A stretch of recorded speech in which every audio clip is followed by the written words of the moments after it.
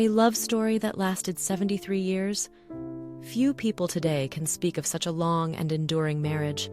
And no, the life of Queen Elizabeth II and Prince Philip was by no means a fairy tale. There were tests of loyalty, the pressures of the crown, and immense family scandals played out on the world stage. But few would argue that this royal couple managed to get through it all, remaining by each other's side, supporting one another, and becoming a true example of a strong, lasting union for the entire world. And perhaps that is precisely why the gifts Philip gave to Elizabeth were so special. They weren't just jewels for official functions, but pieces into which he poured his feelings, his memories, and his own personal meaning. Her treasury held hundreds of heirlooms and historic jewels. But it was these gifts, the ones from her husband, that were held closest to the Queen's heart. Every stone, every curve of the metal, a quiet reminder of a precious moment in their shared life.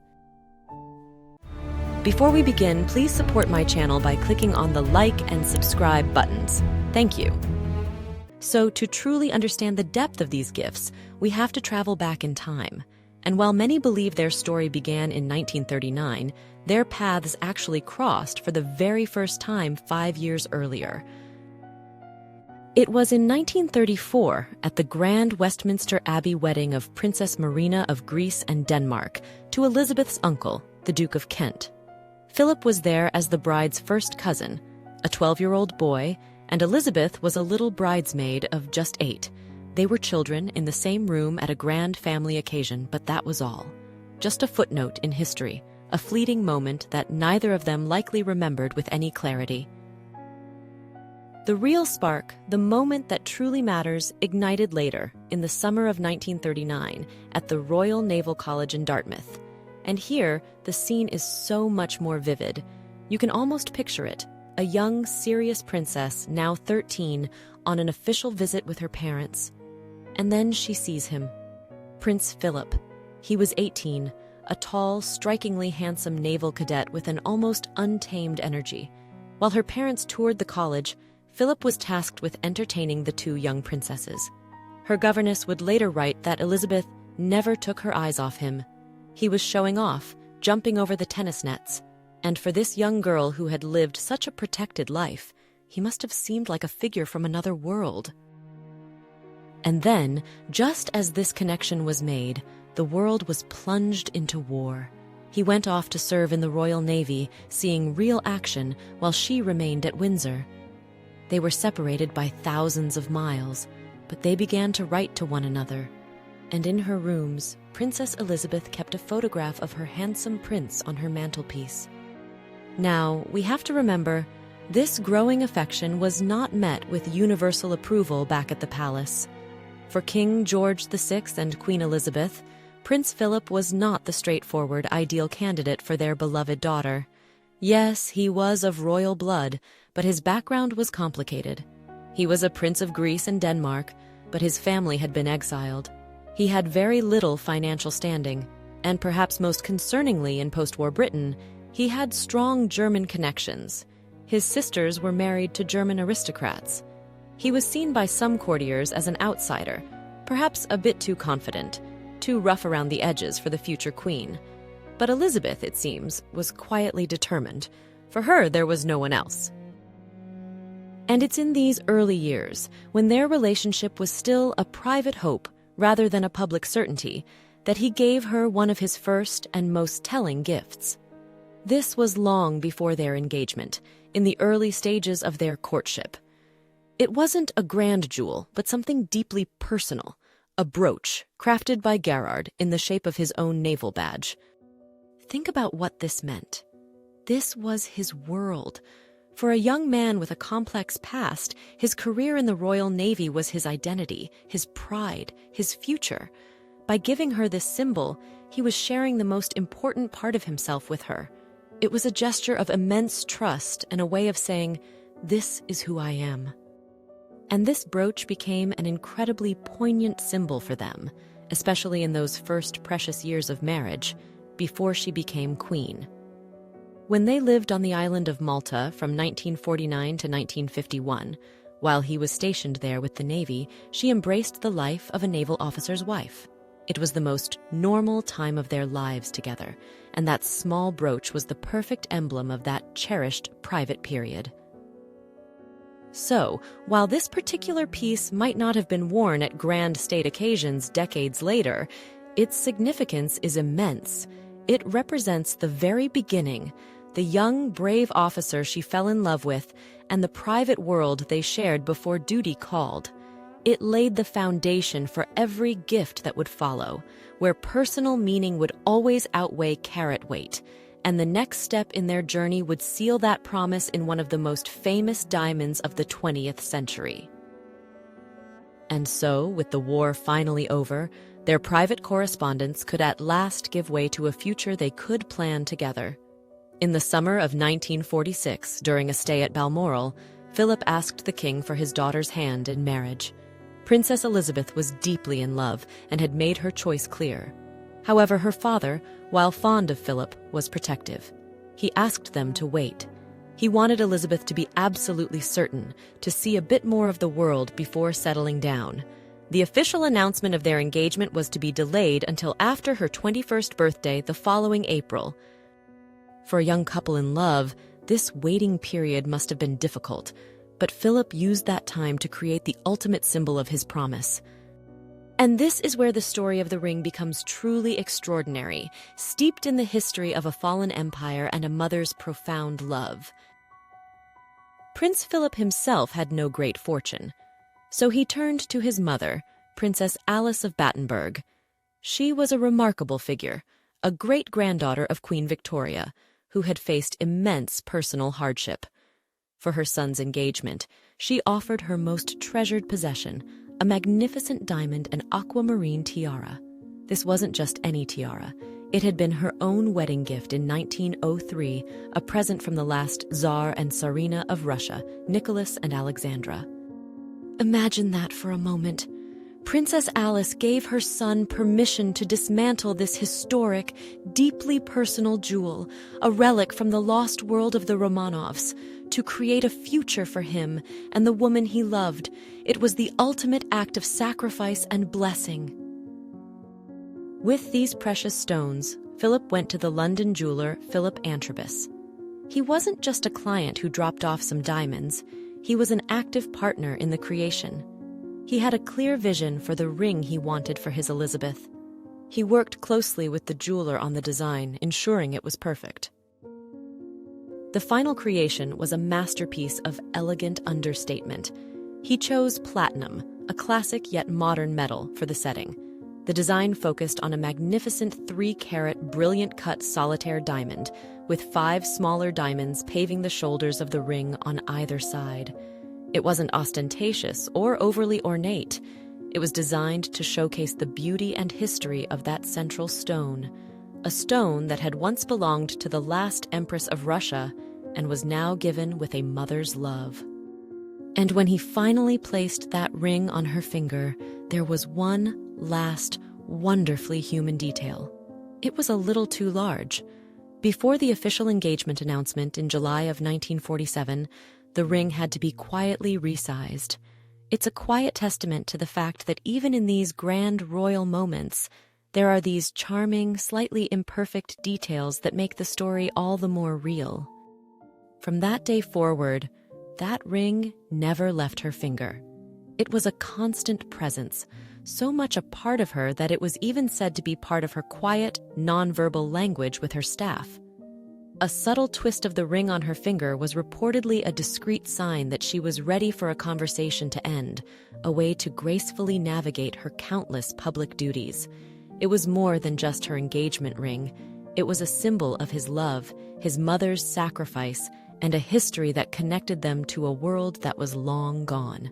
And the remaining diamonds from that historic tiara, well, they were set aside for another, equally personal gift, one that would be presented on their wedding day. And so, with the engagement finally announced to a delighted public, preparations began for the wedding of the century. It was set for November 20th, 1947, at Westminster Abbey. We have to remember the world in which this wedding took place. Post-war Britain was a gray, exhausted country, a nation still living with rationing. There was even a debate about whether a grand wedding was appropriate at such a time of austerity. But Winston Churchill famously declared that it would be a flash of color on the hard road we have to travel. And he was right. The country desperately needed something to celebrate. Princess Elizabeth famously had to use ration coupons to purchase the material for her magnificent wedding gown by Norman Hartnell. And as the day drew near, over 2,500 wedding gifts began to pour into Buckingham Palace from all over the world. But among all these grand gestures, there was one more gift waiting for her, a wedding present that came not from a head of state, but from her groom.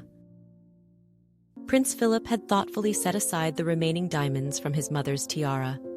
He returned to the jeweler, Philip Antrobus, with another personal commission. He wanted to create a wedding gift for his bride, a piece that would be a companion to the ring she already wore, a final, beautiful link to the family history she was about to join.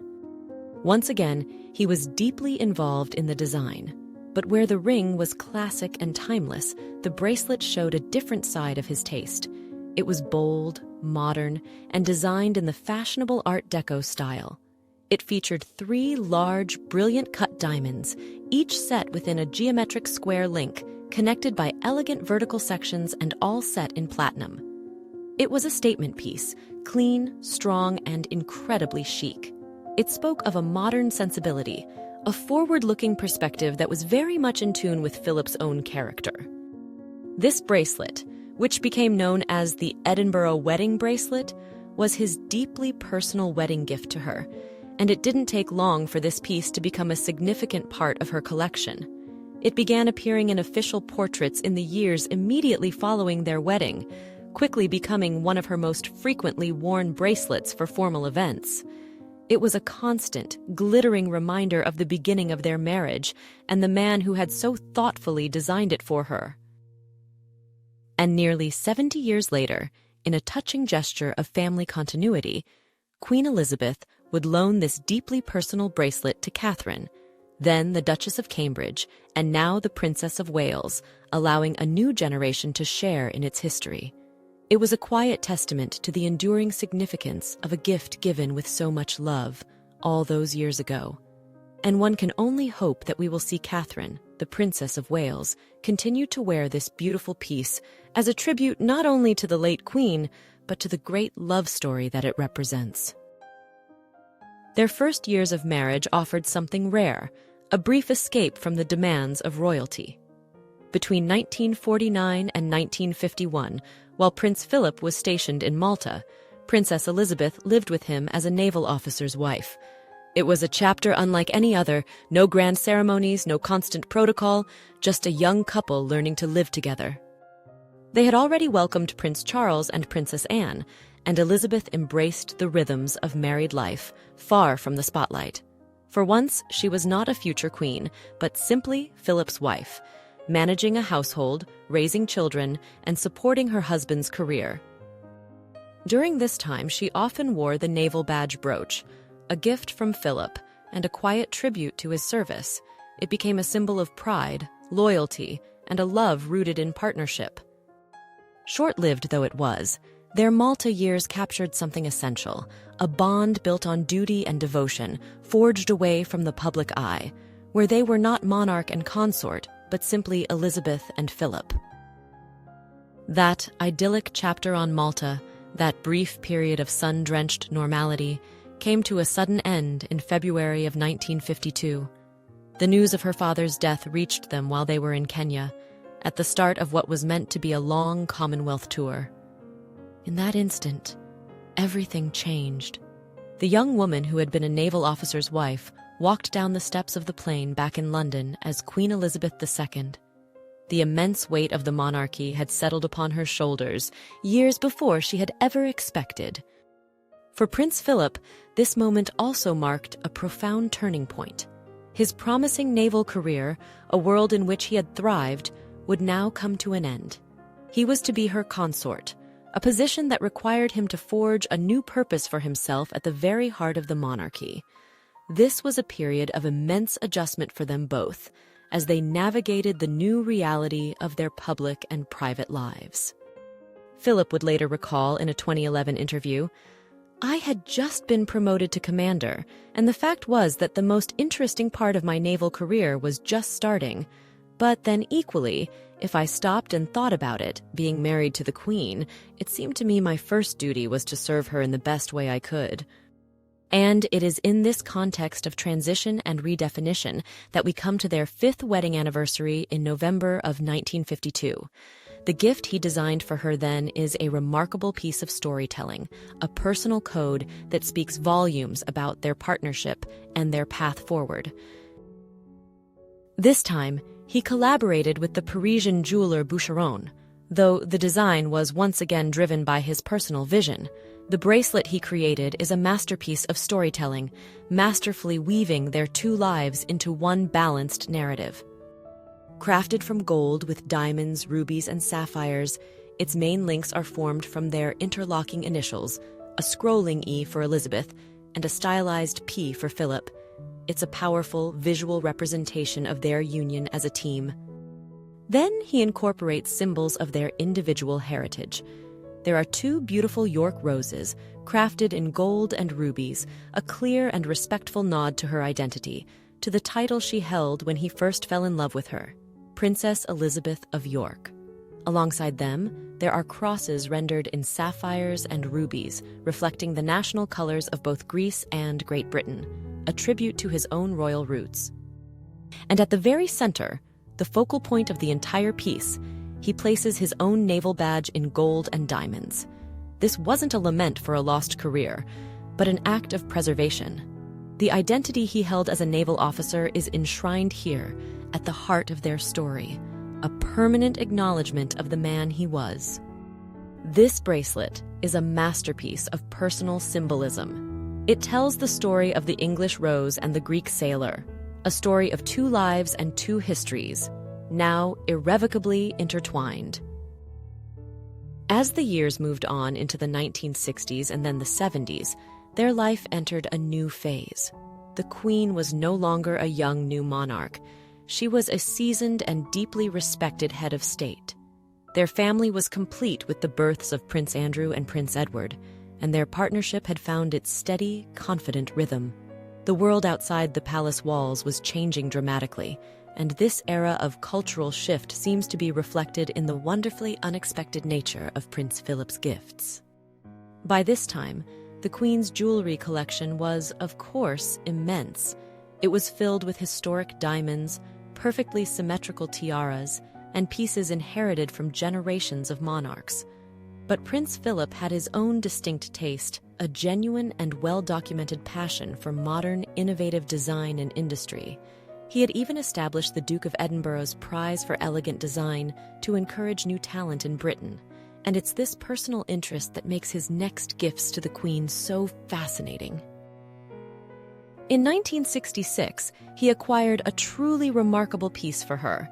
It was a brooch made by Andrew Grima, a jeweler who was a true artist, a revolutionary in his field at the time.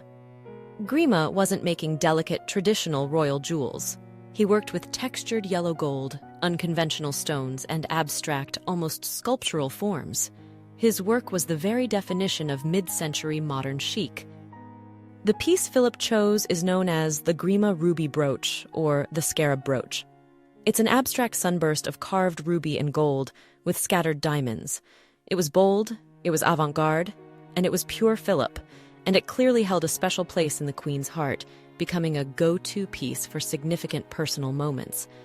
She chose it for her Christmas broadcast in 2018, and most notably, she wore this vibrant personal gift for the official portraits marking their 70th wedding anniversary in 2017.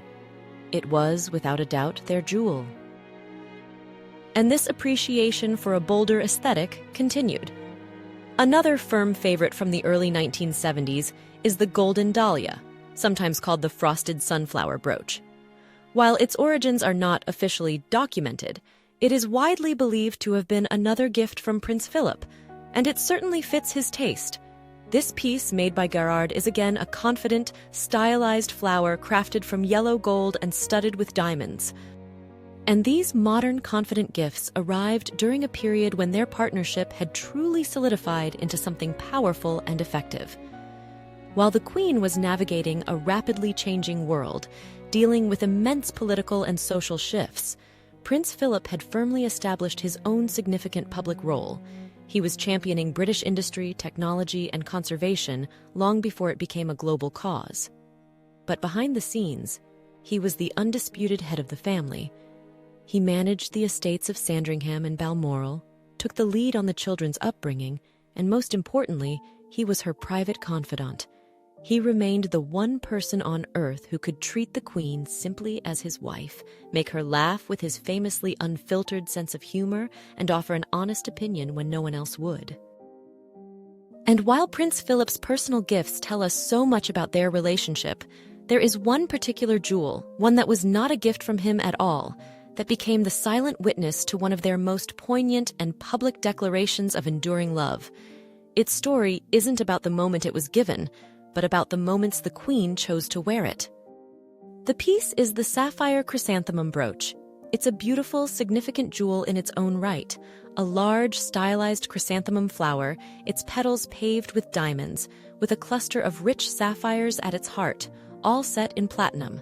This brooch came into the Queen's collection very early on, even before her marriage. In 1946, the then Princess Elizabeth received it as a gift when she launched an oil tanker, appropriately named the British Princess. So, this brooch started its life as a piece commemorating a public duty, but very soon after, it became associated with a deeply personal moment. In November of 1947, during their honeymoon, the newly married couple stayed at Broadlands in Hampshire, the country home of Philip's uncle, Lord Mountbatten. It was a rare, private time for them, away from the public gaze, and for a series of now famous photographs taken during that happy, relaxed time, Princess Elizabeth chose to wear the sapphire chrysanthemum brooch. Those images captured the beginning of their life together, a young couple full of hope and affection at the start of their long journey. Decades passed. Their life unfolded on the world stage. They raised a family, navigated countless crises, and grew into their roles as monarch and consort. The world changed around them, but their partnership remained a constant. And then, in November of 2007, an extraordinary milestone was reached, their diamond wedding anniversary, 60 years of marriage. To mark this incredible occasion, the Queen and Prince Philip decided to release a new series of official portraits. And for these photographs, they chose to return to the very same place where they had spent part of their honeymoon, Broadlands. The setting was not the only echo of the past. They consciously recreated the poses from those beloved photographs taken 60 years earlier. The images are a remarkable parallel. He is looking at her with that same familiar, affectionate expression. She has that same quiet, gentle smile, and pinned to her coat, just as it was in 1947, is the very same jewel, the sapphire chrysanthemum brooch. The gesture was unmistakable. It was a deliberate, quiet, and deeply personal nod back across 6 decades, to the very beginning of their life together. It's a remarkable visual echo, connecting the young couple on their honeymoon with the monarch and her consort, still side by side after a lifetime of shared experience. It shows us how deeply they cherished those early memories, and how, even after 60 years, they chose to celebrate not with grandeur, but with a quiet, powerful reminder of where it all began. The passing of Prince Philip in April of 2021 marked the end of an era. For 73 years, he had been, as the Queen herself so famously said, her strength and stay all these years. The loss was profound, a seismic shift in the life of a monarch who had had him by her side since she was a young woman. And in the quiet, dignified months that followed, as she navigated her grief in the public eye, she found a way to speak of him without words. She spoke through her jewels. First came Christmas. For her annual broadcast in December of 2021, her first since his passing, she sat beside a photograph of them taken at Broadlands to mark their diamond anniversary. It's a familiar, cherished image, and pinned to her red dress was a jewel that was both poignant and perfectly chosen, the sapphire chrysanthemum brooch, the very same brooch she is wearing in that photograph, the very same brooch she wore on their honeymoon all those years ago. It was a complete, unbroken circle of love, a silent message connecting the beginning of their journey to its end.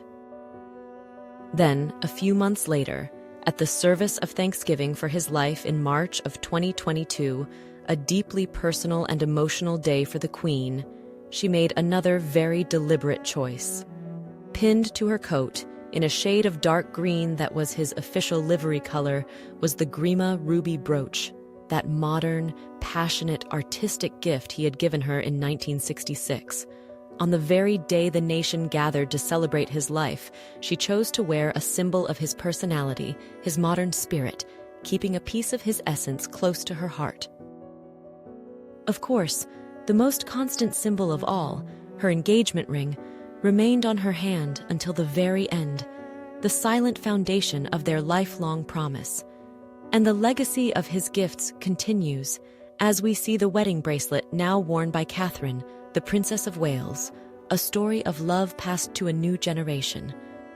For a woman who lived her entire life under the gaze of the world, these jewels were a private language, a way to hold on to the man she loved.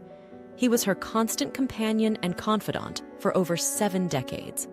After his passing, many observers felt a certain light had gone out. The Queen would follow him less than 18 months later, a poignant final chapter to a partnership so deeply intertwined that it's hard to imagine one part ever truly existing without the other. And so we come to the end of our story.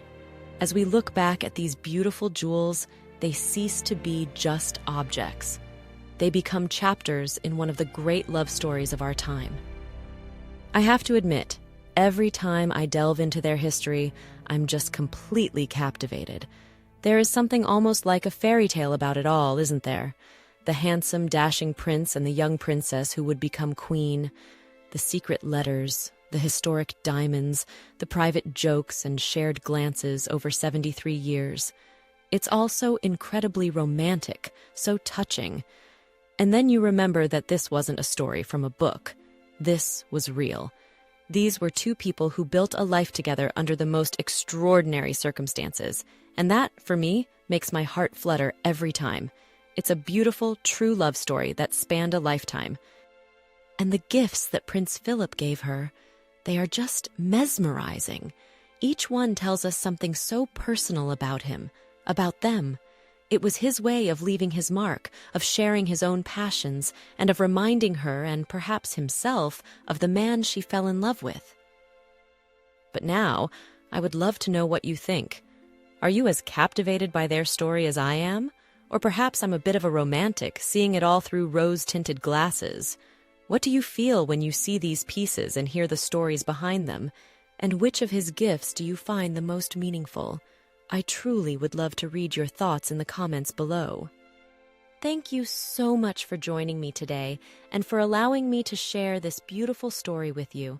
If you enjoyed our time together, please consider giving this video a like and subscribing to the channel for more stories from the Royal Jewelry Box.